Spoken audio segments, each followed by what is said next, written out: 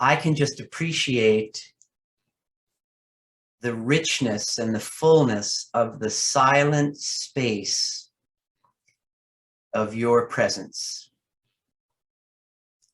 And somehow it's just as magical on a Zoom call as it is in person when we just pay attention to that silent space. Of course, everyone's muted, so it's particularly silent, but I know you're with me and I feel myself with you. And that is unity consciousness. It's an example of one of the countless divine truths that we experience every day. Every day. There's so many what the mind would consider as ordinary happenings in our daily life that when we turn and just be with them, we can feel without a doubt that they are beautiful and that they point to a timelessness and a truth that is just as magnificent as anything in the universe, but it's just with us all the time. And human beings have a tendency to take things for granted sometimes, to look right by something that's quite incredible. And so this is an opportunity to see that, like the song that I just shared with you, that all that we seek, anything that we might seek, we are that. And we wouldn't seek it if it wasn't inside us calling all the time. And it wasn't there reminding us with every beautiful moment of awe that we experience as a human being. So it's this constant reminder for me that there is a home, and this world, as unique and diverse and rich in its experience as it could possibly be, is kind of an away trip. We're like the away team. And the home is no distance. The home that we return to, we really never left, because it sits inside us. And that's what I'm dedicating these 20 minutes of time to with you, is my experience of the timeless beauty that never leaves us, and that we experience it so often, so many ways. So I'd like to begin with the fact that we are aware right now that this is a Zoom call with a few dozen individual entities. And at the same time, this is something we are aware of, but that same awareness that we think of as an ordinary awareness, I'm aware of this, I'm aware of you, I'm aware of that, that awareness never leaves us. And that awareness shined out of your baby eyes when you came into this incarnation. And it is ever present. It is ever presence. And that awareness that is not so much an awareness of an object or awareness of something is the pure awareness, the pure consciousness that a spiritual seeker might say, oh my God, someday, if I practice hard enough, if I'm devout enough, I might achieve I might attain a piece of that. And that is just a kind of a dear human response to conditioned thinking that anything good comes from doing. Anything good comes from practicing it in time so that you get better and better and better, and then you attain that thing. And there's all sorts of things like that in the world. But what we are is not of this world, to my understanding. What we truly are is reminding us all the time, in every moment, just as this awareness itself. The fact that we are conscious is the most extraordinary, amazing thing that one could possibly think about.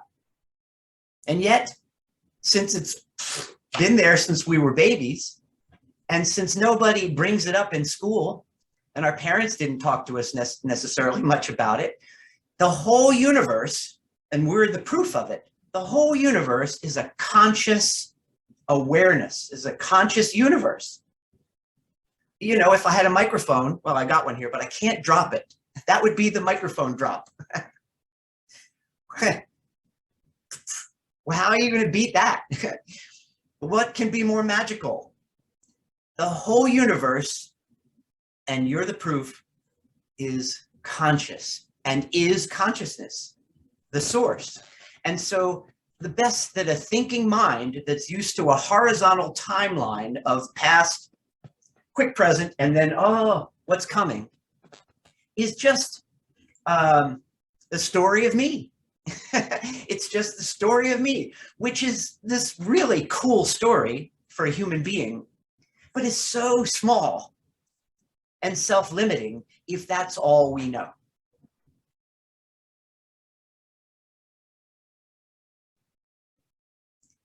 It's beautiful, it's wonderful, it's very entertaining, it's literally captivating, which is a cool word now that I'm saying it out loud. Captivating. What's the root in that word? 2 syllables, captive. So we all spend some moments captive in time, when really it's this captivating world, and our experience of living in it as a human being with its limitations and challenges and imperfections, that's pretty good start to the definition of being human. But there's a beauty to that. There's a beauty to living in time. There's a beauty to birth and death, but that's not what we are. That is this temporary expression of what we are. And it's like a rose compared to a plastic flower.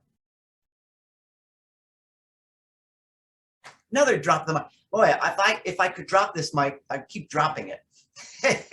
These things are just coming through me because of you. So we think of this, I am aware of this, but really that awareness as our true home has never left us. And there's a million words that could describe this true home, and none of them really cut it. But the best we can do is talk to one another on a Zoom call today about it. And it's kind of fun to try. There are 2 dimensions to us. Both of them can be honored. One of them is the one I was describing, the story of me, the human being with a horizontal timeline, the physical body, and the psychological sense of self. All of this one dimension that includes this reflection called an ego, which we use to communicate with one another as an individual entity. Have to have it. It follows us around while we're in this world like a shadow, not some evil shadow, just the reflection of what we are. So this ego has these judgments. It's an identity that's based on some lack, the need for more, doesn't matter so much sometimes what more, just more, a sense of being fragile, which of course it is, and also the sense of identity that's separate, based on separation. I'm separate from all these other beautiful faces. I'm separate in a way from their lives and their thoughts. And so all that is true, but it's such a limited truth, that dimension. We need to honor it because just like this vehicle called an ego helps us to communicate as individual human beings, the body is our amazing, I mean, the incredible trillions of biological chemical reactions that are going on that are allowing me to be alive and to speak to you in my brain alone, most of which we don't even yet fully comprehend. This is the vehicle that allows us to have the incarnation, to have this experience. And we need to honor it. We need to try to hydrate and eat right, not just for our taste buds, but eat right in a way that gives us stamina and endurance and resilience and makes us feel light and not all heavied out. We need to move our bodies so that our systems work in this rather sedentary culture that we live in. We need to sleep because we live in like this sleep-deprived nation. I hate to think about it when I'm driving. I'm looking around a little bit paranoid, knowing that a lot of people are sleep deprived. But we need to be a scientist of our vehicle and an adventurous explorer and to live it the best we can live it while we're in it. So that's one dimension. You could just call it the personal. And then there's the other dimension, which has nothing so much to do with that horizontal timeline. My buddy Eckhart Tolle describes it as the vertical dimension, that is depth, that is timeless. It's not about time. That is formless. It's not about any particular form. So being timeless, we are eternal. That would be on a wish list of a human being. A genie pops out of the lamp and we'd say, you know what, I'd kind of like to be eternal. I'd like to be timeless. So anything that we would seek as a boy or a girl or a man or a woman, we already are. And every day reminded, if we have eyes to see. The challenge is, like Saint-Exupéry, my favorite story in a book is The Little Prince. Le Petit Prince. And he said, what is essential is invisible to the eye. And a lot of you know this. What is essential, our essence, is invisible to the eye. It's only with the heart, with spirit, that we can see rightly. I think that's how he finished that. So with the heart, in the way that Reverend Susan began with us today, we can feel the life energy that animates our body. We can feel it and no one can stop us. We can feel it in a few seconds. We can develop that capacity. There's something worth doing. Practicing awareness of this buzz, this warmth, this vibration inside us when we're very still and we feel the life that we are, the energy that, like Einstein and all the quantum mechanics dudes and dudettes tell us, can neither be created nor destroyed. Only changes form. There is no death. Only this body and this psychological sense of self end. We certainly do not. And the awareness of that is not only healing and feels wonderful to the body, this beautiful life energy, but it's a beautiful, gentle reminder that that's what transforms. So in my little passage on the description of this time with you, I mentioned original face, like a Zen koan. How many faces in this one life could have looked through this Brady Bunch screen that we're looking at here? How many of faces with your name on it already in this one incarnation? You can't count them all, right? But in a way, they're all you, right? Had your name attached, right? And in a way, none of them are you, because they are temporary and we are not. They're beautiful like a rose that comes and goes and then comes again and goes and comes. And ultimately, again, like my friend Eckhart points again and again, there's nothing more eternal than now. Because our life experience, at any moment, we can look and check, and no matter what it says, it's now. And no matter where we are on the planet, it's here.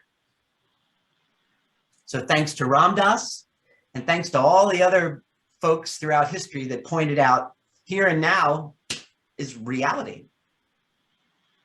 And it does not change. So which of these, the personal, or what you could call it consciousness, or the light of consciousness, which of those dimensions, identities, are we more identified with at any given time as a human being? Which has dominance as our sense of identity?